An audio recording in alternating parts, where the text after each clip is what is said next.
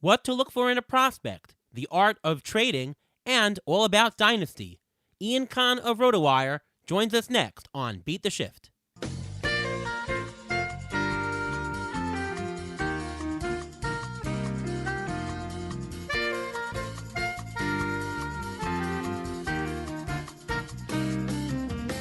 Welcome to another episode of the Beat the Shift podcast.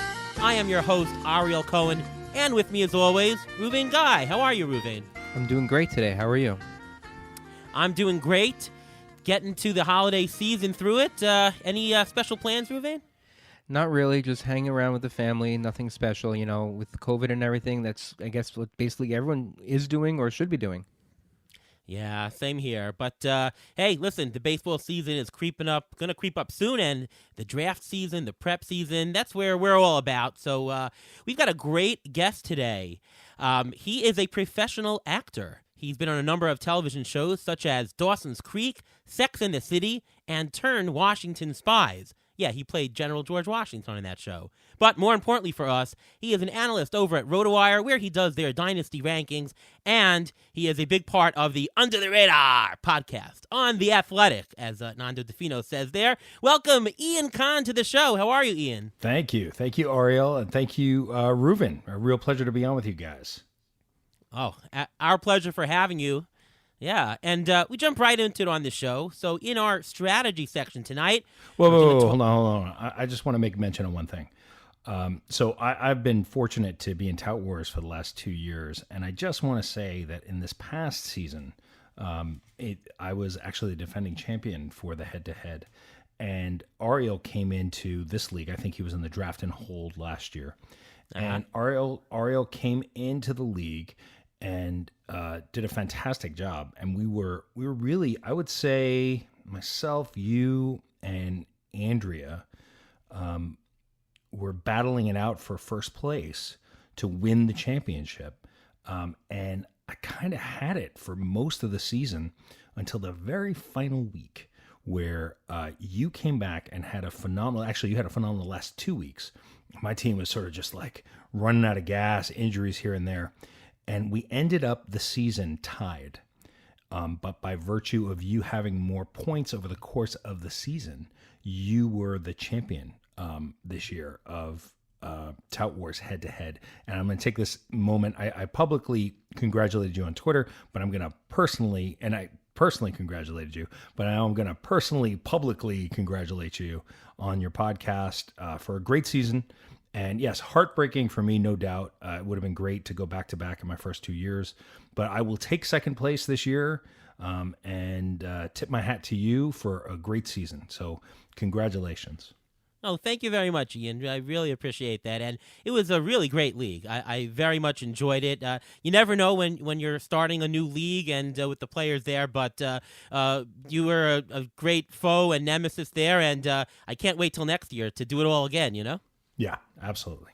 Yeah. Cool. All right. Well, thank you for that. In our strategy section tonight, and one of the things that, one of the reasons why I wanted to have Ian on this show is that we're going to talk about trading. Ian is a fantastic trader. So let me just throw out the very general question to you, Ian, and, what is your general trading philosophy? My general trading philosophy. I learned this from Tim McLeod, right? Who's really, if you don't know who Tim McLeod is, you should, because he's a Tout Wars winner and truly just one of the best guys in, not just in the industry, but in the world that I know. And early on, Timmy said to me, the key thing is, Ian, it's kind of how he talks, but I won't do a Tim McLeod impression. He said, maybe I will. Ian, the key thing is to make sure that it works well for both teams, eh? And that's kind of my philosophy, is finding out from the other owner what it is that's going to work best for them, and then finding a deal that works for both teams. That to me is the most important thing, because the reality is, especially in dynasty leagues or keeper leagues, you're going to be playing with these people. I was going to say guys, but there's Ellen Adair's in the world and Andrea's and wonderful players. You're going to be playing with these people hopefully for your life. And, you could win a trade kind of big, but when you do that, the next time you call the person, they're going to go, yeah, I don't want to trade with you, dude. And you got to understand that. So what I try to do is make sure that it works best and well for both squads. No matter, and look, the key thing for that, right, is to figure out what works for them. Because what works for them won't work for another team. And to find out how they feel about certain players. So Right. that's my general trading philosophy. And what are you trying to accomplish when you're looking to do a trade? Because obviously trading, the idea on your end is to make your team better. Like, what's the general sense of what you're trying to do to better yourself? To make my team better, and in dynasty leagues, it's really, I'm always looking for I'm rarely looking to make a trade to win a league.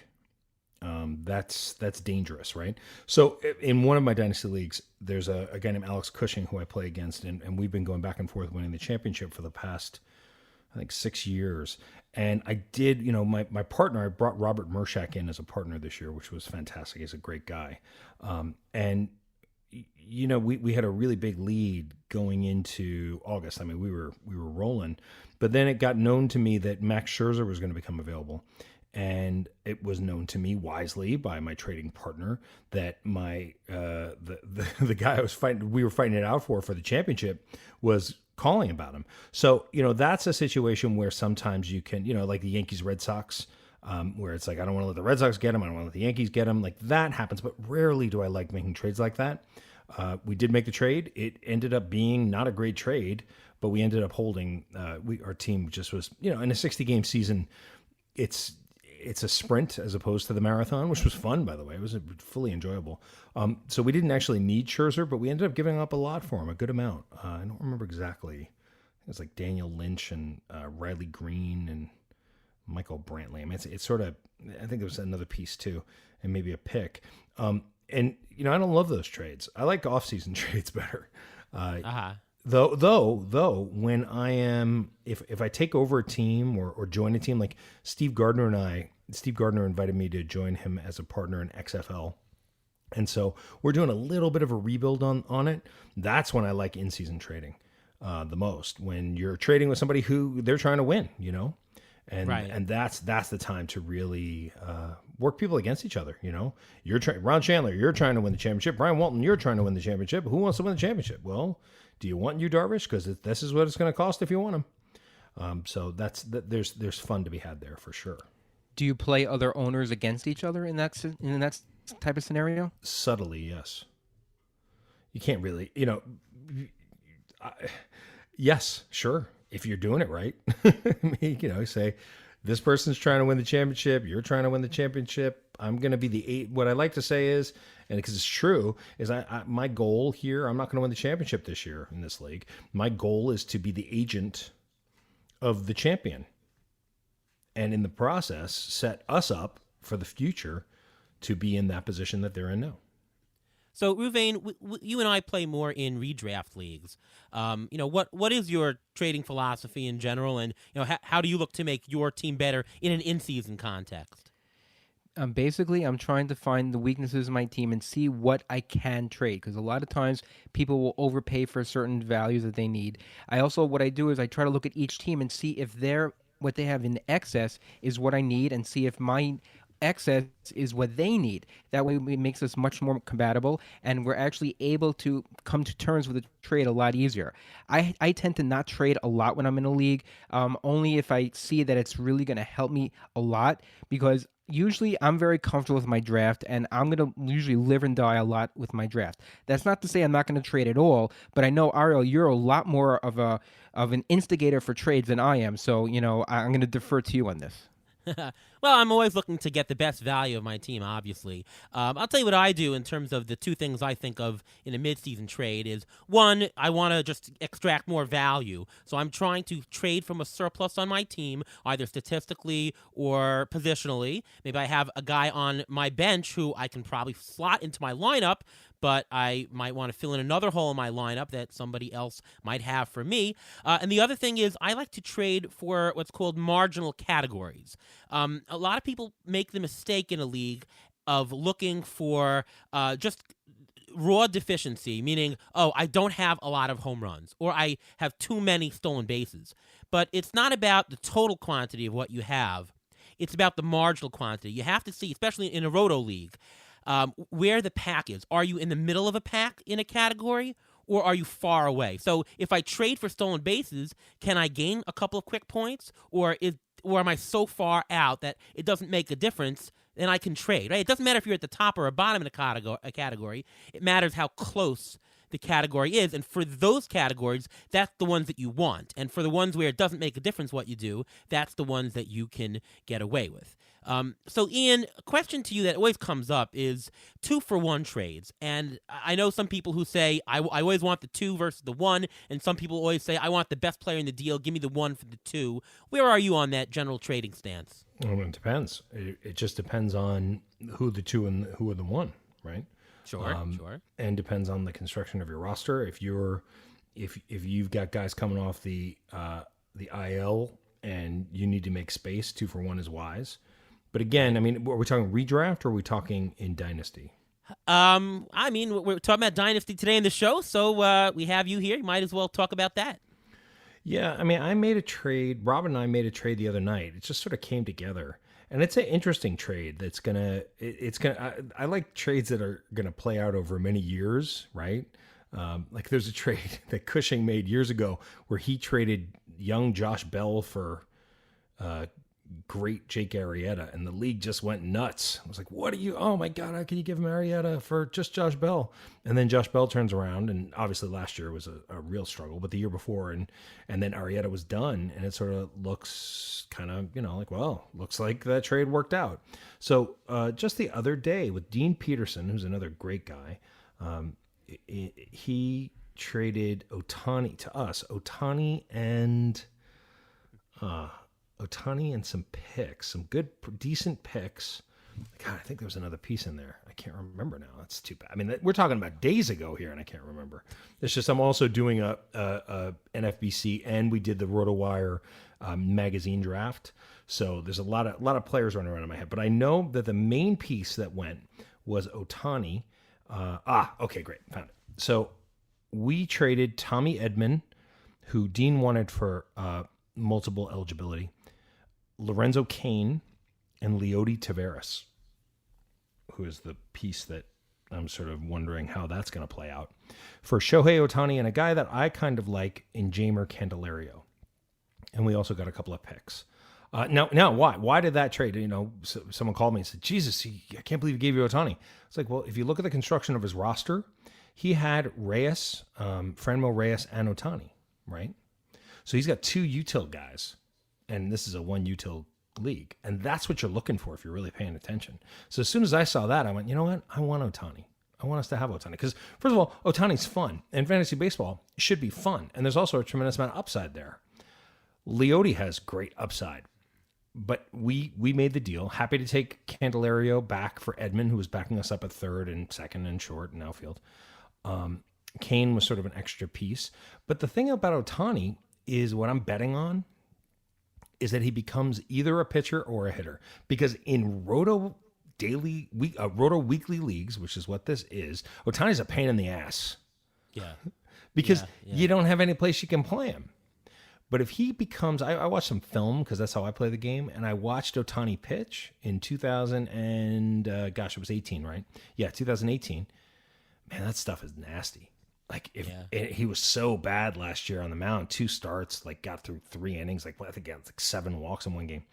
But long term, if Ohtani becomes a pitcher, like a full-time like stud pitcher in a format like this to get an ace, because that's what he has the upside of, amazing. Now, if he fails and struggles, then he goes to right field or first base, and then hello, 25-25. It's just, I'm almost thinking of him like a prospect because I don't think he's going to show full value in 2021. So, there's an example where we're giving up 3 for 2, and we took the 2 and kept the 3 and sold the 3. Right. I'll answer the question for the redraft in the middle of the season idea. It's about risk management. I'm always talking about the risk management side of things, of being the actuary. If you are late in the season and you are in a good position, you're in first place, second place, in the money or whatnot, you generally want to decrease your risk on your team. And one good way to do that is to trade one very good player for two good players, because the risk of one player going to zero is half of the other, right? When you're ahead, you just want some production. Now, you might even get more from the two, but there's a small risk that you're going to not get anything. If I'm behind and I'm in fifth place and I need to really jump up and gain 10, 15 points in the standings, I need more risk on my team. So I would rather trade two players, even if the two together are worth more in the aggregate than the one, but the one has more variability. It could be a star, maybe it could get hurt or whatnot, because you need to assemble more risk on your team, and that's one way to do it in general.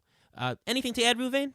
Yeah, in keeper leagues, you want to be able to, if you're going for it all, you should be willing to trade that one prospect that you have on your bench, possibly for multiple positions, like you're saying, to bulk up your stats to get more going. Because if you're going for it all this year and it's a keeper league, you don't necessarily need that prospect for this year. You want to secure your title for this year. But on the other end, if you know you're not going to do that well and you have some players that are doing well but everything else is either injured or not performing, you'd want to trade as many guys as you can, 3, 4, even 5 guys, to get that one keeper for the next year or for the year after that, to solidify you for next year, because you'll be able to draft new players and you got to get those other, you better fill in those holes elsewhere. So Ian, now we come to our Dynasty section, and Ruben and I are not big Dynasty players. I don't play in any Dynasty leagues. I play in 1 or 2 keeper leagues. So want to pick your brain on a bunch of things here. First of all, can you tell the audience what is the difference between a Dynasty league versus a keeper league? Obviously, a redraft league is just a single standalone league that everyone just redrafts everybody each year. But what is the difference between Dynasty and keeper? Well, I mean, there are different versions of everything, right? So there are keeper leagues that are close to dynasty leagues. A true dynasty league, in my opinion, is you draft a team, and whoever you have on your team, you keep forever, right? That's a true dynasty league. But then there are leagues that I'm in with your first guest, Saris, called the Devil's Rejects, where you do that, but you can only keep 28 of the players. But that's a lot of keepers, right? I mean, that's a large amount of keepers. But so it feels like a dynasty league, but it's kind of still a keeper league. Then you have leagues like XFL, where you can only keep 15 players per year. And that goes to Reuven's point. I question that a little bit, Reuven, about trading your top prospects just to make sure you win this year. I think it's a little bit more subtle than that. I like the other flip side of that, which is trade whatever you can to get those keepers. But I think you should always be mindful of the value that you're giving out, right? Like, because there's no guarantee that the guy you get, like Max Scherzer, like that story, it ended up working out fine. We won the title anyway. But if I could get that trade back, I gave up some really good young prospects to solidify that title. Kind of wish I hadn't done that because it didn't work out. Like, let's say you trade for that guy and he goes on the injured list right away. Was it worth it? I don't know. It depends. I mean, it really depends upon the way you think about the game. And, flags do fly forever. And I do agree with that. Anyway, I just wanted to. But it also depends on how you evaluate talent. Because let's say this season, the 2020 season was a shortened season. How do you make up a dynasty list, a ranking based on that by the short 2020 and no minor league season? Fair question. I mean, are you asking like how I did it? Yes, in general, how would anyone be able to do it? Because there's literally no minor league season. People, their players, the prospects were playing in the backfield, just getting ready to get called Right. up. Sure. It's just crazy. I mean, it's not a normal season. Well, it depends also what we're talking about, right? I mean, are you talking about a Novelli Marte who may be like 22 on a prospect list? Or are you talking about CJ Abrams who's like 8 on a prospect list? Or Andrew Vaughn who might be at 6? You know what I'm saying? Well, like the guys. And so how do we judge Andrew Vaughn? Is that part of the question? Well, let's say that the estimated time of arrival is, let's say, 2023. And Sure, like Novelli Marte. exactly, and a player like that, because the player who's like 2022, it's possible if a team's in a stretch run, they bring him up anyway next year. So a player like that, like 2-3 years out, like a player like I was going to bring up later, but Adley Rutschman from the Orioles, he's a top prospect. He hasn't hit in single A. How are they able to evaluate him to see, or how is anyone able to evaluate how he's progressed if you haven't seen him play? Well, Baseball America just came out with a article about the 19 best minor league players based upon what people were seeing at the different camps. Because people get reports from that, right? I mean, I know some of the people at RotoWire give me reports about what's happening at these camps. And what Baseball America wrote, which is, trying to get as much information as we can about Rutschman, was that not only would he be, is he ready for the majors right now based on what people were seeing at these backfields, but that he would be one of the top catchers in baseball right now. So then it comes down to whether you believe it or not, right? And is the pedigree there? Like, you look at Rutschman, you see what he did in college. You see what I like to do is I like to look at the human being as well to see like how they handle their business. Like is this somebody who has, coming from my background as an actor, I could see young actors who I would meet, especially as I got older in my career. I'd meet a young actor and I'd say, yeah, you're going to be gone in about a year, because you're late to work. Rule number 1, never be late. Rule number 2, learn your lines. But rule number 1, never, never, never be late. So you look at the character of the player. Rutschman, I obviously, as you can tell by my list, I'm sure that's why you're going to bring him up. I'm very, very high on Rutschman. So look, it's a fair point that you're making. I just put a different kind of focus on a top 20 prospect, top 18 prospect, especially bats. I just think they're gold, especially in keeper leagues and dynasty leagues. So we are talking here with Ian Kahn of RotoWire, a little bit about Dynasty. Now, here's something that I don't understand, and maybe you can help out how this works. But obviously, when you're playing Dynasty, you might have a team that's loaded for this coming year. You might see your roster and say, well, I don't think I'm going to contend this year. Let me try to just play it and load up on prospects. I'll compete in 2-3 years or whatever. But when you're doing your Dynasty rankings, Ian, and you do a great job on RotoWire doing that, my question is, what time frame is it? And shouldn't there be multiple Dynasty ranking listings? Like, here's the Dynasty listing if you're going to compete in 2 years. Here's the one if you're going to be competitive in all 3 years. Like, how does that work in terms of the time aspect of it?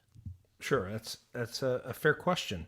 In fact, I think you brought that up to James Anderson, didn't you? Did you bring that up? Somebody brought that up in the right as we were starting the season. I don't know, I thought it was you. It was a smart question, so I thought maybe it was Ariel. How I look at this list is guys I like, of course, but also like who I would trade who for, right? Like what's it going to cost to get that guy? And would I take him for him? Like I'm at Adley Rutschman, number 60. Like, or Brandon Lau. Like who are you going to take? Adley Rutschman or Brandon Lau? I got Rutschman at 60 and Brandon Lau at 63. Theoretically, in a vacuum between those two players, that's about what they should go for each other. Marcell Ozuna's at 64, Rutschman's at 60. So, am I going to trade? And here's another way I think about it. I don't think I've ever explained it this way, especially in Dynasty Keeper Leagues. I look at it, I'm buying 15 years of Adley Rutschman for 7 years of Marcell Ozuna. Okay. Right? Because Rutschman is, 21, 22, and Ozuna is 31, I think. Maybe 29. I'm not exactly sure. So I'm buying those extra 8 years. Now, yeah, for the next 3 years, you would imagine, based on Ozuna's StatCast, that he's going to bring more value than Adley Rutschman. But then there's all those later years that are going to come back and okay. You know what I'm saying? So right, that's how I'm looking at it.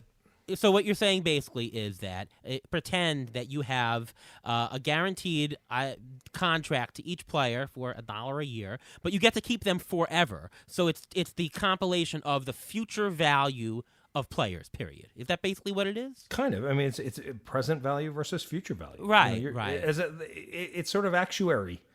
Yeah. Right? Right, and it's right. like, who do I want? I think Starling Marte, I'm not the hugest Starling Marte fan, because 31 going on 32. I have him right next to Michael Conforto. Who's going to give more value this year? Starling Marte or Michael Conforto? To me, Starling Marte is going to give more value because of the speed. Right. But in 4 years, it's going to be Conforto, and in 6 years, Marte is going to be retired, and Conforto is going to go in those last 4 years. So I'm accounting for that. Okay, so I got two value questions to you about this as well. The first of all is how can you compare trading value between ranks. So, for example, a first round player here, the 8th ranked person, is that the equivalent of the 70th player and plus the 71st player? Like, how can we tell equivalent rounds? I understand it's straight up, but how can we use this to sort of gauge what the trading is, the value between rounds? I personally, when I do any kind of drafting, I go on auction values for a redraft league, so I have a dollar amount I can compare right away. Is there something equivalent for these dynasty rankings? Not exactly. And again, this is just my point of view, right? And how smart? Maybe I'm not that good. You know what I'm saying? So, like, just to be clear about that, this is just the way that I go about playing the game. Doesn't mean it's the right way to play the game, but if there's something of value that people can glean from it, that's awesome. Right. So I would say, I think it moves. I think it's, let's say, all right, the 8th player on the list. Let's go with the 7th player. Trevor Story is the 7th. Okay. player. And then let's grab the, 35th player, Tim Anderson. I like Tim Anderson a lot. So what do I have to add to Tim Anderson to trade for Trevor Story? Being that you should be ambivalent, indifferent about if you're ranking them, then you should be. What's the indifference curve here? It's Trevor Story is Tim Anderson plus what? Well, that's kind of You have another question you're going to ask later is like, who am I higher on than most people? Tim Anderson, I'm higher on than most people. Like, I love me some Tim Anderson. Right. So with Tim Anderson, no, let's do. I'm going to move it off of Tim Anderson. It's just too close. Let's do Julio Rodriguez, who's just a few down at 40. Sure. If we're adding, because Anderson and Story, like, you could almost make. Well, you have shortstop. Yeah, right? It just seems a little too. I don't know. That's taste, it feels like. But Julio Rodriguez, you're the 40th ranked player. For the 7th ranked player, I'm going to want somebody in another top 40 player. I mean, I'm not going to. Okay. Julio Rodriguez and Kalenic, Jared yep, Kalenic? Yep. That would do it, actually. I think that would do it for me. I think so. You're talking about 2 of the top 4 prospects in baseball. Yeah, I kind of like that. The problem is this story's so young, which is why he's so high, and also it's sort of shocking how good Trevor's story is. It's a little hard. You also base it on years of control, obviously, also because Kalenic and Rodriguez, they have plenty of years of control left. While Story, he has the injury history a little bit, and he is young, but not as young as Kalenic or Rodriguez. 28. Right, you're buying 20 years. You're buying 30 years of those two guys. It's too much. Let's say 26 years. That's still too much. 24 years. Let's say 24 years of top level value for 5-6 years of Story. Yeah, something like that. Top level, and if somebody wants that player, that's what you got to give. Because then go back to the actuary risk assessment, right? Because what are the chances that Kalenic or Rodriguez are going to ever be as good as Story? Right. I don't know. I'm not sure. But you got 2 shots. But you got 2 shots at it, right? And there was here's a funny trade that I made last year. I've talked about this on other podcasts, so I apologize, but it tells a good story because it tells a good Trevor story. Look at that. I traded before last season, right before. Actually, it was probably in February because it was before COVID hit, so it was expecting to have a full season. I traded Charlie Morton and Charlie Blackmon for the first pick in the draft. Now, I made a mistake with that first pick in the draft because I'm a Yankee fan and I'm a homer and I wanted Jason Dominguez, so I took Jason Dominguez. What would have happened if I took Andrew Vaughn? Let's save Andrew Vaughn just for giggles and pits. I would then sell 2 years of prime, not even prime, 2 years of Charlie Blackmon and 2 years of Charlie Morton for 14 years of Andrew Vaughn. Is that smart? I think it's very smart. Am I counting on the fact that he's going to be something special, Vaughn? He doesn't even need to be ridiculous special. He could just be really good. And I'm trading from my depth. I had extra pitching. I had extra outfield. And those are the outside the box trades. And then earlier in the offseason, I traded Franmil Reyes Dean Peterson straight up for the 4th pick in the draft. And I knew, as far as I was concerned, it was a 4-player draft. Turns out it's a 5-player draft because Bobby Witt Jr. really needed to be put in that category. And Corbin Carroll probably could almost be put in that category at 6. but I saw it as 4: C.J. Abrams, Andrew Vaughn, Jason Dominguez, and Adley Rutschman. So I got Rutschman at 4. Right. For Franmil.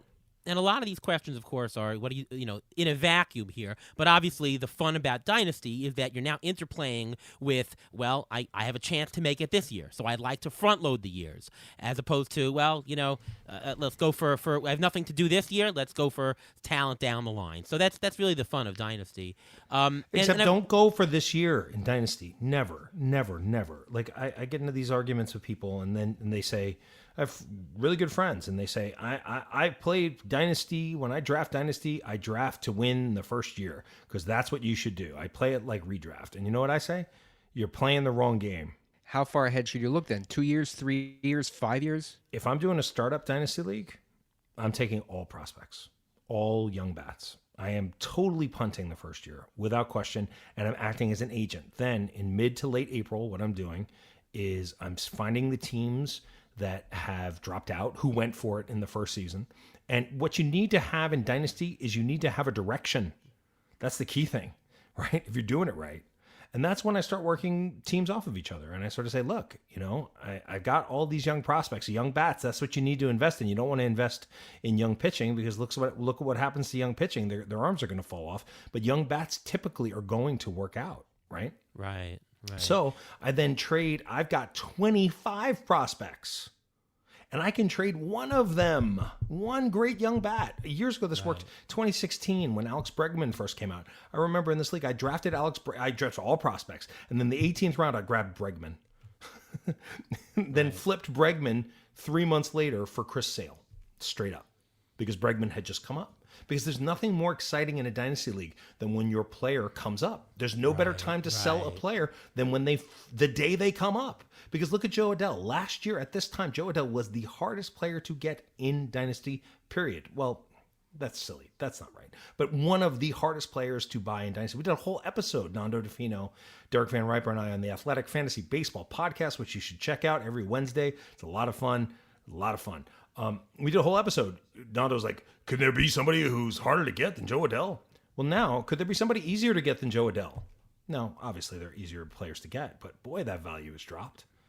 Right. Huge. Right. And that's the other key to dynasty leagues is like, don't buy the pretty stuff. Buy the ugly stuff that used to be pretty.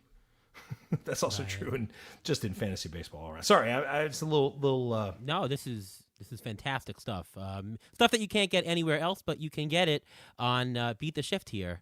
And yes, I do agree. You should and you should listen to Under the Radar. I do every week. It is a fantastic show on the Athletic. Yeah, Derek Van Riper, man. Yes. Nando DeFino. Come on, man. Yes. We have fun. It's a fun show. Absolutely. Fantastic show. Definitely. One more question, just a value question. In a redraft league, we're used to the fact that, by position, let's say catchers are propped up. Like, for example, in an NFBC format, JT Realmuto was worth $30 last year, which is the equivalent of a mid-second rounder. But, of course, that's only because of catcher scarcity. Without it, he'd be worth only fifth-round value. So, all the rankings and stuff are propped up because you have to play two catchers and whatnot. So the general question is, how does that work in your rankings in terms of scarcity there? Is there a general rule? Like I see that your top catcher is JT Realmuto at 52. You've got Adley Rutschman at 60. Has there been any positional scarcity, either for catchers, for anything else, pitchers? How does that work or accounted in what you do? Yeah, I see James Anderson, who's my partner in RDI, and this is the guy who brought me into RotoWire along with Clay Link. He always teases me. He's like, you have too many catchers on your list. Now, I was a catcher. People make fun of me for saying that, but it's a new audience. I played catcher growing up, and so I like catchers a lot, and I like to watch them very carefully. And the thing that people always like, catchers don't matter. Well, I'll tell you what. When you're in the off season, and if your catchers are Mike Zunino and who else? Give me like another decent, and Jan Gomes, but you want to win, you're going to trade for catchers. I always I try to develop as many catchers as I can because they're great trade chips. And on top of them being great trade chips, they're also differentiation in the year that you're playing. If you pay for JT Realmuto and Travis Darno, you're getting so much. You're getting so many stats that another team, a competition with you, is not getting. So I try not to punt on catching, really, ever. To answer your question, yeah, I think that, even Gary Sanchez, I think he's probably around 200 or something. The upside of good Gary Sanchez really helps your baseball team, your fantasy baseball team, a lot. Terrible catcher, but boy, right, good fantasy player. Sorry, Ruven, I feel like I'm talking a little too much. We got to hear a little bit from you there too. Yeah, well, you know more than I do about this. So I was going to ask you actually, what about relief pitchers? Because also, how do you draft relief pitchers in a dynasty league? It seems like they're so fickle, and especially this coming year when relief pitchers were so bad, and you don't know who to pick, and saves are so scarce. What do you do? Well, I mean, there's a question about that, right? My top relievers are Hader at 96, Chapman at 177, Edwin Diaz at 217. I don't know where Hendricks is. He must be pretty high because I'm a fan of Hendricks.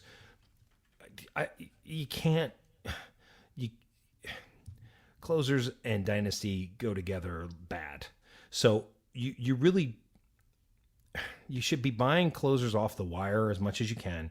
You get yourself one or two. On this championship team, I have Josh Hader, Brad Hand, and Richard Rodriguez. So I know we got three going into next year. But I also know, because I'm constantly, this is what I was saying about don't fully rebuild and don't fully go for it, right?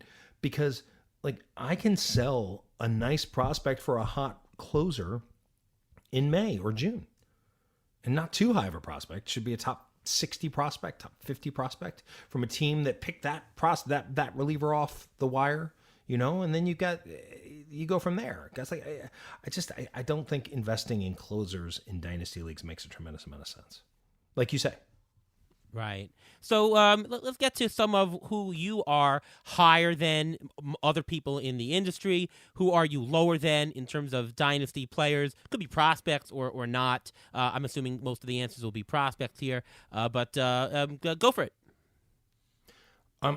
Well, I try not to look at everybody else's list, because if I look at everybody else's lists, then I'm gonna. I might. Well, if you're trading, then you'd want to, right? Yeah, but like Tristan Cockcroft, but Tristan, I play with him in AL Labor, so his dynasty list. No, I'll look at. That's true. Here's a guy that I really like, and that actually I know Tristan likes very much. Is Byron Buxton. I have Byron Buxton at 73, and it's because I'm a believer in the pedigree. Huge, I just am, and. There was talk back in the day he was going to be like Mike Trout. 5 years ago, he was being traded in deals for Mike Trout. Buxton. I mean, the thing is with him, a lot of his game is his speed, and he's already 27. He's getting towards the tail end. If he's going to do anything, it's going to be in the next year or two. Otherwise, I don't believe him. That's why you hit 30, I don't the like speed him. Goes away. You hit 30, the speed goes away. I like him less in Dynasty, I think, because I don't like him long term. Oh, okay. Okay, so there's a spot where I'm higher on a player than the industry. Right there. Boom. Right. Byron Buxton. Yeah, no, I'm a big believer in Buxton. I grabbed him last night in the RotoWire magazine draft. I can say this. Clay won't be mad. At 97, and his ADP on NFBC, which is where we did it, is like 130. So I reached quite a bit for him, or 120 maybe, but I reached quite a bit for him. It was going to come back around to me again before his ADP, and I was like, nope, nobody's getting him but me. No. Right. So he's a guy that I definitely believe in, especially for this year, but also in dynasty leagues. I mean, he's not good in OBP, I'll tell you that. But if you look at his StatCast, if you look at the underlying numbers, his heart rate, all that stuff, pretty good. Also coming off the shoulder injury, I think that's why he wasn't running. I'm hopeful because he didn't run last year. He just shoulder affects the running. Yeah, because you got to sliding head first. That's what he did. Right. Yeah, you're the doctor, Ruven. So. Yeah, it's not the running, it's the sliding that he was more concerned about. He didn't want to do any more damage to his shoulder. That's right. That's and my hope is, he's going to try not to run into any walls, because that's always a plus. Always a plus. Yeah, well, I mean, that's how he got hurt quite a Kiermaier. Quite a number of times. Yeah, but Buxton's better than Kiermaier. So we'll see. If he runs, I think he could be. He has, to me, first or second round value upside. Not Does saying he he's gonna remind get you there. of? He reminds me of Carlos Gomez back in the day, right? He's got the thread, lowish average, but he's got the power speed combo, like 20, 25 type thing. Yeah, if he runs. I mean, how many home runs? I think he had, I'm just off the top of my head, I think he had 14 home runs and about 150 at-bats. Is that about right? Anybody have it? See, DVR, I'd always be like, DVR, what does it say? Well, let's take a quick look. I think it was about 14 home runs and Buxton about 100. last year, Yeah. he had 13 homers, batted 254. In how many at-bats? He had 130 at-bats last year. So how many home runs is that per at-bat? It's a home run every 10 at-bats.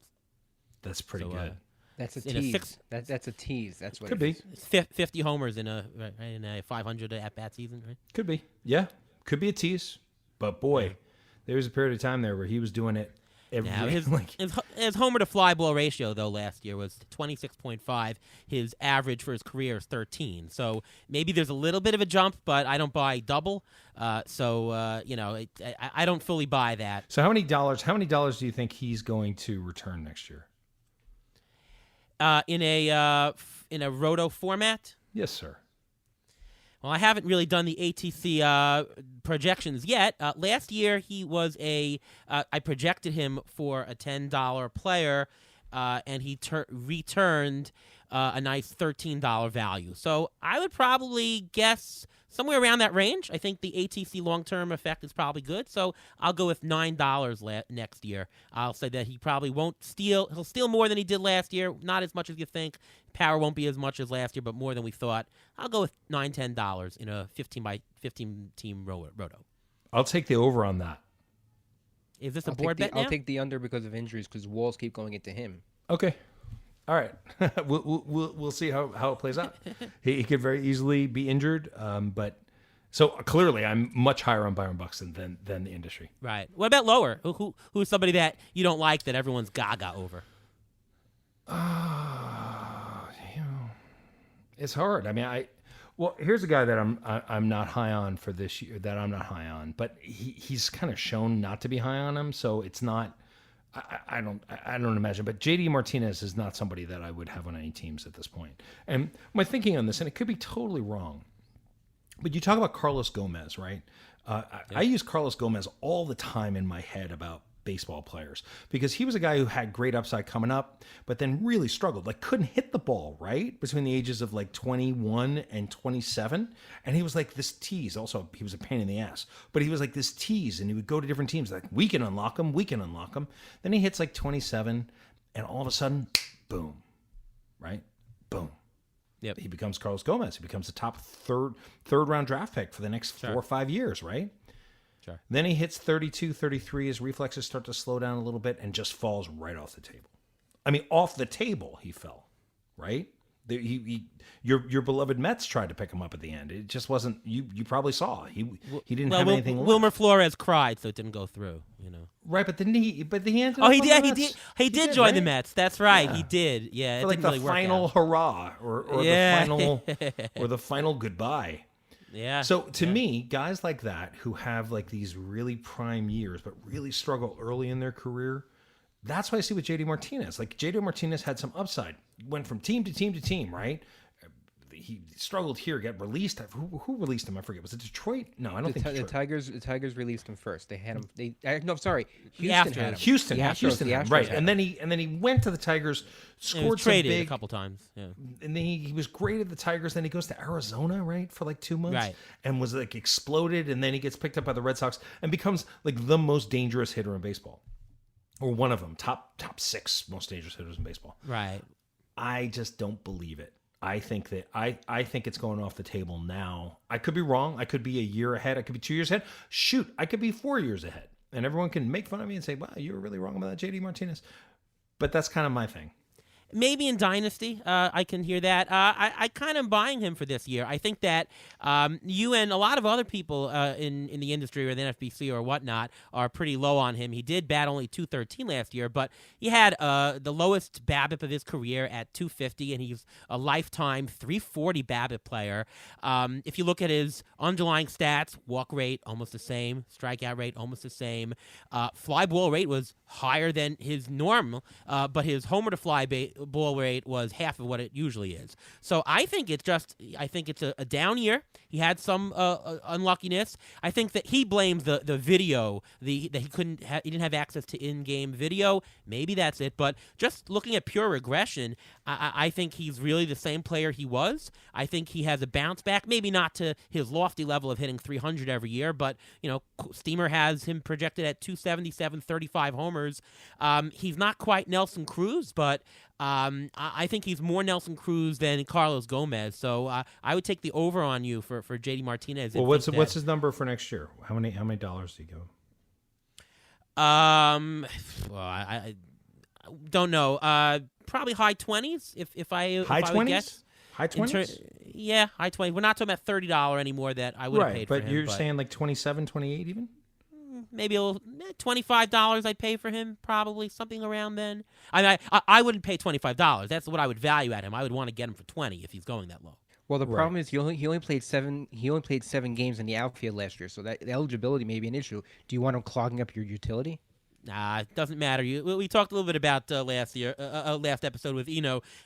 Guys who are in the top 7, 8, 9 rounds, doesn't matter. You take them because they're value. You don't have to worry about clogging DH. Gee, I don't agree with that, but I'd be a little nervous having him. I'd rather pay $5 more or $6 more and get that Nelson Cruz and have him clog up my utility. Nelson Cruz is over 40. He's only 32 years old. He's gonna be 33 this year. He's 33 already. All right, so you have him at 25. Ruven, would you take the over or the under on $25? I would take the under just because he had a down year, and I think a lot of his regression was because of that lineup. Devers didn't produce until the end of the year. Xander Bogaerts was hurt. He didn't have any protection in that lineup, and he had so much pressure on him because that pitching staff was so bad that you don't know how much pressure he was putting on himself to try to perform.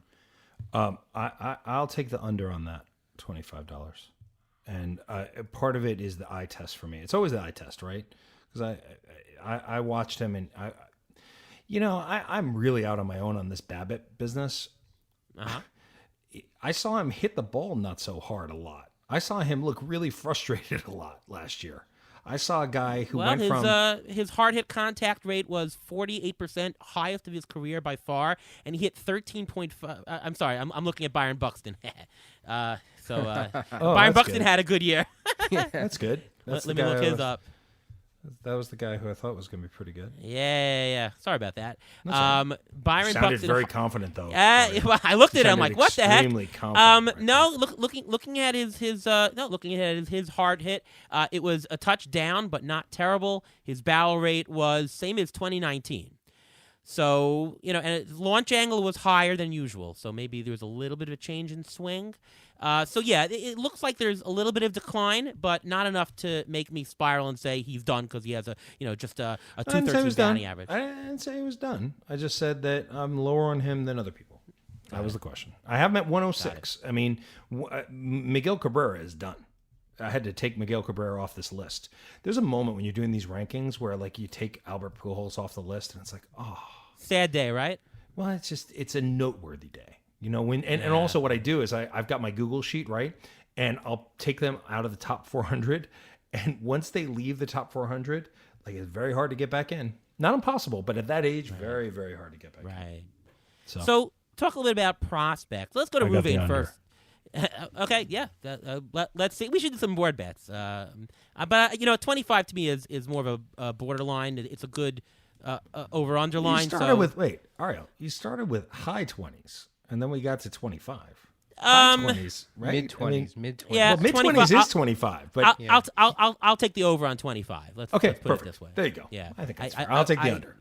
Right. Okay. I still wouldn't pay for 25 because I don't like buying players at price. But for just straight value, I think I'll take the over this year. This year Sounds only. Good. Sounds good. Let's go to Ruvain first for prospects in our prospect section. And, what is generally what you look for in selecting what you think are going to be the next big prospects? And the second question for that, Ruvain, is what skills that are more immediately translatable from the minors upon reaching the majors? Okay, well, first of all, for prospects, you have to see the team they're on and their path to playing time. That's very important to make sure that they're not blocked at a certain position, or if they are blocked, whether they start learning a new position, because that's very possible also. Whether they're a top prospect, very few low-down prospects ever hit. A lot of the big names out there now were all top prospects, Fernando Tatis, and you can go on, all the big top prospects, they all are hitting, and while it's very hard to find another Mike Piazza who was drafted in the 190 whatever round he was drafted in. What you're looking for in skills, though, and what translates from the minors I see to the majors the most, is raw power and speed. Raw power, you can't make that up. That's just the way it is. When Pete Alonso came up, everyone said he had raw power. They were wondering how it would go through. It went through. You're mentioning JD Martinez. I had him when he was still on Houston. I thought he was going to be good, and I had to go through everything with him, but he had the raw power in the minors, and I just held on to him because the raw power will show up, as does speed up until the age of 29 or 30. So if you're looking for a steals guy, their prospects are the best ones to get because they're younger and they run faster. As for pitchers, I guess the only thing you have to look for is velocity and to make sure and control, but control doesn't always play out in the minors as it does in the majors. All right, same question to you, Ian. Huh. That's a lot. Interesting stuff. I think hit tool matters a lot too, for me. Power, speed. What I'm looking for is guys who can go the other way, especially in this shift. Beat the shift. Hey, right? Beat the shift. That's what we're trying to do here. Exactly. I really look for guys who are going to beat the shift. Guys who can hit the ball to all fields. Like, I remember Pete Alonso being very, very excited about him years ago. It was because I saw him hit a home run to right center field that just kept going. That's the thing that I'm always looking for. I'm looking for opposite field power. I'm looking to go to all fields. You look at somebody like Nomar Mazara, who just lives in the shift. Max Kepler, the guy who I've always really liked, just keeps hitting the ball into the shift. And I think that's something that's really problematic. For me, I really try to avoid young pitchers because there's just so much downside. They break. And once they become TJ'd, their value it doesn't just go in half. It goes by you lose 80% of it. Talk about risk there. So those are the guys. I definitely agree with Ruben though. I'm always looking for those top 15 to 20 prospects. Those are the guys that I want, and I'll pay what I got to get them, because they will largely hit. Not always, but then you get somebody like Jurickson Profar, right, who didn't hit. Well, I draft him every year. Because there was a period of time where he was the Wander Franco of his time. Not quite, because Franco's got a better hit tool than Profar ever did. Profar was more of a well-rounded prospect at the time. But I'm always looking back to that pedigree constantly. When I do my NFBC, we could talk about this team that I got going right here. It's got just all top prospect guys, all guys that came up and were going to be special and either exploded into specialness or have shown the specialness. I don't think specialness is the word, but that's what I'm looking for. I appreciate that pedigree, so I'm looking for those kinds of players. Guys like Jameson Taillon, right? For a period of time when he first came out, drafted out of high school, I believe. He was a top 10 prospect. He was the second pick in the draft, I want to say, for the Pirates. We're still waiting for him. He had one good year in 2018. 2018 was his one monster year, but he showed that. He showed that he had that ability. So I'm still buying on the upside of that, Right. Since you mentioned a little bit more of the Dynasty and you mentioned some power, I'll just talk about the speed aspect. And I play a lot of redraft leagues. We had Ian Osiris on the show last week mentioned that stolen bases. He's fantastic. Stolen bases come from young players. So prospects, and I generally don't like taking prospects in redrafts because you don't really know what you're going to get. A Juan Soto hits right away, but you don't always get that. You can get the Vlad Guerrero Jr. Mostly don't. But speed plays. So, looking this year, you got Vidal Zabrugin. I don't know how to pronounce his name exactly. Brujan. Vidal Brujan. No, don't do it. Yeah, he's now the Rays do Rays things, but right. He stole Rays 48 bases in the minors in 2019. I would look for guys like this for an immediate impact. But he's not going to. Brujan's not going to be up. He's not going to be up, and if you draft him in March, I don't know, man. I mean, maybe I could be wrong. Well, but- we're talking about an in-season pickup for in-season Bruhan if it pickup, sure. comes If up. you hear Bruhan is coming up, he's worth a purchase, even though it is the Rays and they're the freaking worst. Young guys, prospects who have starting jobs are a good sign, especially if they steal. Let me go back to one question you asked earlier of guys who I'm higher on than other people. Yep. I think I'm higher than other people for a dynasty list. I've got Mondesi at 29. Mondesi is a character. But Mondesi wins leagues, man. But you need to see whether he's fully healthy. Also, I don't think he was fully recovered last year from the shoulder issue. I think now that he's had a whole full year and he's had the whole winter to rehab, you may see the Mondesi that we saw the year prior. I mean, that's but remember, guys, remember what happened in September, mid-August to the middle of September last year? He was the best player in baseball, in fantasy baseball. Period. But the July, August was pretty putrid there. But as Reuven said, he was still coming back from a terrible shoulder injury. Right. You know, right. I mean, but in 219 at bats, he ended up with a 256 average. And if you had him early in the season, he was hitting 91. I mean, 91, something like that.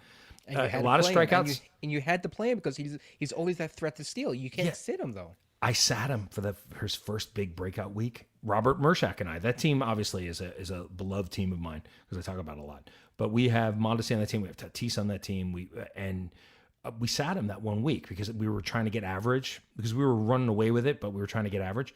And we sat him and he stole like 7 bases that week. And I said to Robert, I was like, I don't care. He plays. We have to play him every. He had 24 stolen bases and 219 at bats. Right. I mean, 24. Mondesi, you're going to get the steals. It's a Billy Hamilton guarantee type steals. No, but it's not Billy Hamilton because he's hit 6 home runs. So, right. The question is the power? Is there enough power that it now becomes okay? We've got a legit 20-40 type guy. It's close. I think you've got a 15-50 guy. Well, let's see when he comes back to spring training. If they say he's bulked up. If he's bulked up, then you can expect more power. You know, a lot of times when the spring training will say he's in the best shape of his career. If he's bulked up, that means he's trying to hit for more power. And the other question, though, is it's a risk management question on Mondesi because it's a guy. It's not a guarantee that he's going to go. He's one of the guys that I have a hard time projecting the value because I see so much variance in other underlying projections. I mean, he could go belly up because he could be injury prone. But he can obviously be a first-round player. And the question is, where is he going to go in drafts, and is it worth it at that price? Thing is that he does steal. And if he plays, it's a guaranteed slam-dunk steal, which is so valuable these days in Roto. So yeah, who's close? I mean, not in points leagues, but who's close to him? Who's stealing bases the way Mondesi is? Trey Turner close. is close and more of a guaranteed of the hit tool. You know? Yes, for sure. And that's why I picked Turner at 6. Speed matters. What about Whit Merrifield? Same team. He's still stealing. He can get you like maybe 25 to 30 bases and a better hit tool. He'll hit for average. He'll give you some power. He'll score runs, and he's hitting second in the lineup there. Yeah, I'll take Mondesi over Whit Merrifield for sure. Yeah, for sure. Mondesi could be a $45 player. Could be a $50 player. Correct. So, but I mean, and it's a 15-team league, right? Right. You gotta take a little bit of risk. You don't have to. But for me, if you want to win, you have to take that risk. You don't even have to. Depends on the price. Depends on the price. But look, I mean, for me, Mondesi is he's like, I mean, if JD Martinez is $25, what are you paying for Alberto Mondesi? Or Raul Mondesi Jr. What are you paying for him? 30.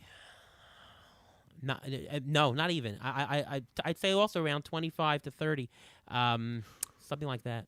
Ooh. Okay, so here. I'll take Mondesi. You take JD Martinez. Let's see who wins. How about that? Very variable, but you know what? I'll go for it. I'm a gamer. That's interesting. I mean, it's 5 by 5. 5 by 5. Is that a board bet? What are we betting here? I have to watch a couple of episodes of Dawson's Creek. No, you don't. No, you don't have to do anything. We'll just know. right. I'll take Mondesi. I'll take Mondesi, who I have at 29. There's one other guy who I do like this year as a dynasty buy low in the offseason is Steven Strasburg, because I actually have him pretty low. I have him at 99, but I did that before the word came out that he's going to be ready for spring training and all systems go, which is, I believe, came out. That would move him up quite a bit for me. And I traded for him in the Eno Saris Devil's Rejects League to a player who was doing a rebuild, I think, is a retool of some kind, and just wanted to get young bats, and that could be dangerous as well. And he traded myself and Wilson Karaman, my partner. I like to have partners in dynasty leagues at this point, just to have someone else there to I like to have partners in leagues. Yeah, it's fun. If you have a good time with the guy, it's really fun. And we traded Garrett Hampson straight up for Steven Strasburg in late August of last year. We don't like Hampton on this show, so we're a fan of that. He's not that high on our... Let's finish up with a little bit of for the 2021 season. So we're not talking long-term dynasty, just talking about this year.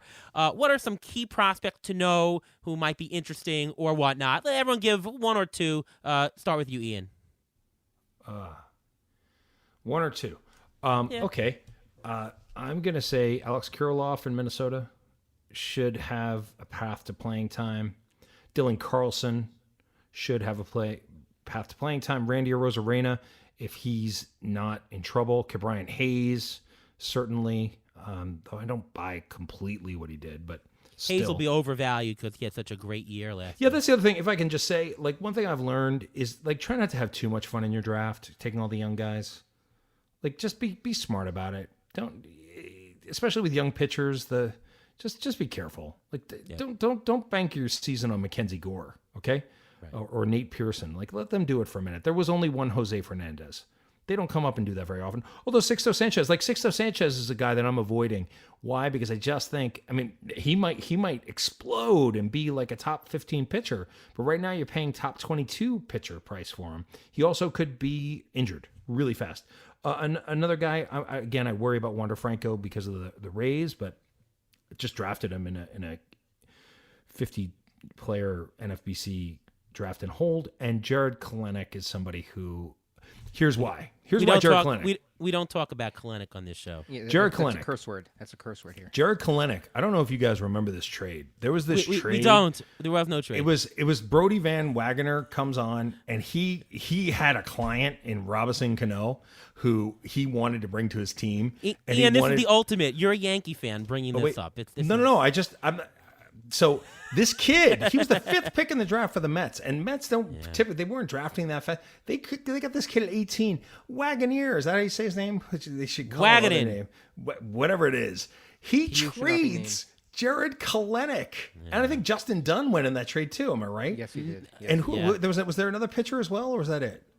They threw Jay Bruce and right. That was the salary dump that tried to make it seem okay that they were bringing his client who was 36 years old. I mean, that's got to be right up there. Not as bad as the Tom Seaver trade for Doug Flynn, but it's in the ballpark. And like a dynasty league trade, that trade is going to hurt Mets fans, I think, for a very long time. I mean, 15 years. Is that sort of like the Jay Buhner trade when the Yankees traded him for Ken Phelps? It is in the ballpark of that, but I have a feeling that Jay Buhner, I wasn't playing fantasy back then, but Jay Buhner at his height, I used to play Stratomatic baseball back then. He was a 1-5 right fielder with power, but he wasn't stealing any bases. So Jay Buhner probably would have been like a 5th round pick, 6th round pick. This kid, I think, Kelenic? Stop Jared Kelenic? This kid, Jared Kelenic, that kid, he could be a perennial 1st round player. Gosh, if he was still in the Mets. Well, in 6 years, in 6 years the Mets can afford him. Yeah, but they're going to extend him. The Mariners would never let go. But here's my point. I was making another point before I decided to just do that to you guys. Thanks. Sorry about that. I just had to do it. But here's my point. I actually think Kelenic has more of a chance of coming up this year than I did last week, and that is because Rafael Montero was traded to the Mariners, which suggests to me that the Mariners are going to try to win baseball games this year. and if they're trying to win baseball games this year, to get what should be considered the number 3 prospect in all of baseball, who's fulfilled every hope that you could ever have had for a prospect already, and he's 19, 20 years old, they're going to bring him up. I think they're going to bring him up and play him. Just on that point, by the way, I do think that there's a good chance Kalenic will come up. But I wouldn't say it's because of Montero being traded. Closers are the interesting thing because they build up trade commodity in the middle of the season. Like, who's the hottest guy that you have to get right at the trade deadline? It's a good reliever. So I think the Seattle plan could be to take him, play him, get in the closer role, and then get something for him at the deadline. I mean, maybe, but I don't know. I think the guy likes trading. He does, yeah. He made a really good trade with those Mets. Oh my God! Thank you. but I will say this. This just my instinct. I could be wrong, but when I saw that, I went, "Ooh, all right, let's go get Jared Kalenic in this draft and hold," and we did. So right. I just, and also last night, there were, I think Clay Link took him. And like 4 people in the room, Paul Sporer was like, "Oh no, I wanted him," So I think the fantasy world is really high on Kalenic. Yeah. Sorry about that, guys. Sure. Thanks a lot. Hey, you got Steve Cohen. Come on now, your cousin. That's right. He's actually my uncle, by the way, in real life. Yeah, you're a liar. Yeah. You're a liar. Ruben, let's just very quickly, 1 or 2 guys who you might want to bring up about prospects in the 2021 season. Well, actually, Ian mentioned Alex Kirilloff. Our one player we loved in this podcast is Eddie Rosario. He's gone, so Kirilloff is going to play. Yes, for some reason we liked him a lot. I don't know. Another guy I want to mention. Actually, these are 2 pitchers. Clark Schmidt for the Yankees. Mm-hmm. His average K rate in the minors averaged between 9 and 15 Ks per 9 innings, and the Yankees need starters, and it looks like they're strapped for cash. Is that even possible? Because they have to sign DJ LeMahieu. So Clark Schmidt may get a chance to be a starter full-time coming out of spring training. Another guy, a Marlins pitcher, Max Meyer. I know he was just drafted, and he was the number 3 pick in this past year's draft, but the Marlins seem to bring up their pitchers pretty quick if they don't trade them. So it's very possible if the Marlins somehow do well again in the beginning of this coming year and they need a pitcher, Max Meyer may be a guy to make an impact this year. Really? I have not heard that anywhere. If you're right about that, I'm going to tip my Yankee hat to you. Well, listen. The Marlins are known for drafting good pitchers, and a lot of times they bring them up pretty quick. I mean, Jose Fernandez. How long was he in the minors for? Very short time. I thought you were going to say Edward. I thought you were going to say Edward Cabrera.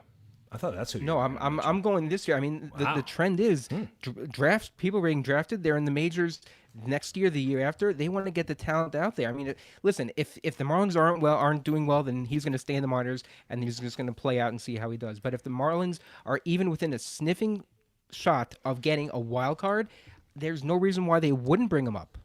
Hey, Ariel, can I ask, Ruben, what do you think of Jazz Chisholm? Like, what did you think of that Zach Gallen trade at the time? Because that's what I'm assuming you're thinking about. I was very high. I love Zach Gallen. I don't know why they even traded him. Yeah. Because I think the trades the Marlins make happen to be some of the not that smart. I mean, Lewis Brinson doesn't seem to be working out. A lot of the guys, I mean, that outfield they had that they traded away. I mean, they would have won the National League East this year if they had that. They had Ozuna, I mean, not this year, but in the year before, Ozuna, Yelich. I mean, come on, Stanton. Sure. And Stanton. But wait. Not all of their trades. I got one for you that was very good, or I liked it a lot. They got Caleb Smith and Garrett Cooper from Michael King. That was a sweet trade. That was a sneaky trade, but that's not on the same level as these other guys. That's the whole thing. But they were dumping. I mean, they were just dumping salary. They were just trying to get. I agree with both of your takes on those trades. I do like Gallen better than Jazz. So a couple of guys that I'll mention, and this is for the 2021 season. Some interesting guys. Alejandro Kirk, a catcher on Toronto. Not somebody that may start the season with them, although he did play some games last year. I think he's a good type for like a best ball type format, and if you want to grab Jansen and then later on grab Kirk so that you get that tandem, the handcuff in the end, that's a good play for him. I like Ryan Mountcastle, who I guess still qualifies maybe. He hit 333 last year. He's not going to do that again. But what I like about him is he bats in the heart of the lineup. Even last year, he batted 3, 4, 5. It's a cheap way of getting a very good runs and RBI production later in the draft. He's akin to Eric Hosmer, I think, where he'll give you some power. He'll give you a lot of good counting stats and an average that won't kill you. I know, Ian, you're high on Eric Hosmer, so am I, but I'm telling you, it's a similar profile I see. Wait. I had to ask Ruven about that. Do you buy Mountcastle that high? Actually, yes. I tried to draft him in the NFBC last year. So I wanted him in NFBC. I wanted him in TGFBI. I was almost as high on him as I was on Alec Boehm. I just thought Mountcastle would be brought up earlier than he was. That's all. Okay. We just traded for him Steve Gardner and I traded for him, I guess about 6 weeks ago, partially because he's an Orioles guy, and so we traded. It's runs and RBIs. But if you're talking about 5x5 roto, 40% of your stats are runs and RBIs, and people often do not think about him. I just worry he's gonna. I don't know. If he bats 260 and he's batting third in the order, he's going to get runs and RBIs. He's just not very good in the field. Right? I mean, particularly he can DH. They just got rid of Renato Nunez. He can DH. Yep, that's true. So I think he's going to play, and I like him for the volume. Bobby Dahlbeck, if you just need some power, he's going to have power. I like him. And Leody Taveras, the kind of player I was talking about earlier, switch-hitting speedster from Texas, I think he's going to play. That's the kind of guy you want to buy. And that's the pedigree I was talking about with Leody. He's been struggling in the minors for years, right? For sure. But when he first signed 5 years ago at this point in Texas, he was the thing, And then he comes up and he did great. 8 stolen bases and 200 at-bats. I mean, his average was pretty low, 220, right? 221, something like 227 last year. 227. But, yeah, I was very impressed by Leody Taveras. Just traded him. Good walk rate. Walked a lot. So I like guys who get on runs. Base. Runs, walks. Sorry, OBP league much better than average, and definitely guy to look out for. He'll get at bats. He'll compile a lot of counting stats. All right, Ruvain, up to your injury report. What do you have for us today? Okay, I'm going to go with a couple of young guys here. First, I'll start with Mike Soroka. He had the Achilles repair in August of this past year. Reports say right now that he is going to be ready to throw when spring training starts. That's not meaning he's going to be game ready, but that he's going to be ready to throw. Nick Birdie, he underwent his second Tommy John surgery in October. He was DFA'd by the Pirates, but he's still expected to miss next year. David Dahl, who was recently signed by the Texas Rangers, which is an interesting signing, had right shoulder surgery end of September, but he's expected to be ready to start spring training. Another young guy, Dakota Hudson, he had Tommy John surgery end of September and expected to miss 2021. Corbin Burns, the GM of the Brewers, David Stern, said last month that Burns won't require off-season surgery and is expected to make a full recovery from his left oblique strain with rest and rehab. He's not dealing with any significant structural damage or core muscle injury, so he should be good to go for next year. Another couple players, you mentioned Shohei Ohtani earlier. He's been throwing for about a month. He's reached already 120 feet. The thing is, I think they said that he's going to be part of their starting rotation, but they're going to go with a 6-man rotation, so that may decrease his pitching value just a bit. And another guy I want to mention is Eduardo Rodriguez. He used to be one of the top prospects for the Red Sox. He had COVID last year and he got myocarditis from that. He's on track in his recovery from myocarditis, and he's lined up and he should be ready to start 2021 on time. Ian, this has been a blast of a show. Thank you guys. Thanks for having me on. I really want to thank you for coming on. Just fantastic. But before we let you go, can you tell everybody where we can see your stuff, hear you, and everything Ian Kahn, where you can follow on Twitter, you name it? Sure. The Twitter account to follow is Ian Kahn 4. I also have that's my fantasy baseball account. Nando always teases that's my burner account. It's not. It's just where I do fantasy baseball stuff. And then the actor side is just at Ian Kahn. But don't bother following that. Follow Ian Kahn 4. The Dynasty rankings are at RotoWire. And every Wednesday, although we're on break now for the next couple of weeks, but we did a fun episode. I think it was a fun episode last Wednesday. Feels like it was fun. Every Wednesday with Derek Van Riper and Nando DeFino, Under the Radar on the fantasy. Under the radar! Yeah, no, it's funny, right? Actually, Nando had me, you know how at the end he's like, to my friend Ian Kahn, and then he always comes up with like something, a callback from something in the show. He was like, you got to do, you do it. And I did it, and it was super fun. So I pretended I was Nando DeFino, who I call the godfather of fantasy baseball. And so that's every Wednesday, and you do not have to be a subscriber to The Athletic to listen to the show. And I promise, hearing Derek Van Riper and Nando DeFino is fun, super fun. I agree. You guys at The Athletic have really great stuff. You have Rates and Barrels also with Eno and Derek Van Riper as well, and Brick Iroli sometimes. You guys have really great shows. Definitely two of my go-to pods that I listen to each week. So, thank you so much. Ruvain, I want to just tell everybody where we can see your stuff. You can follow me on Twitter at MLB Injury Guru, where I tweet out injury updates throughout the season, throughout the off-season. You can also catch my weekly injury article on RotoBowler. And I'm Ariel Cohen, and you can read my work over at Fangraphs, CBS Sports, RotoBowler. The ATC projections will be up in just a couple of short weeks over at Fangraphs. Of course, you can listen to us right here on the Beat the Shift podcast, and you can read my stuff on Twitter at ATCNY, which is the shortest Twitter handle of any fantasy sports player. Yeah. All right. From all of us here at Beat the Shift, thank you so much, Ian Kahn, for joining, and see you next time in 2021.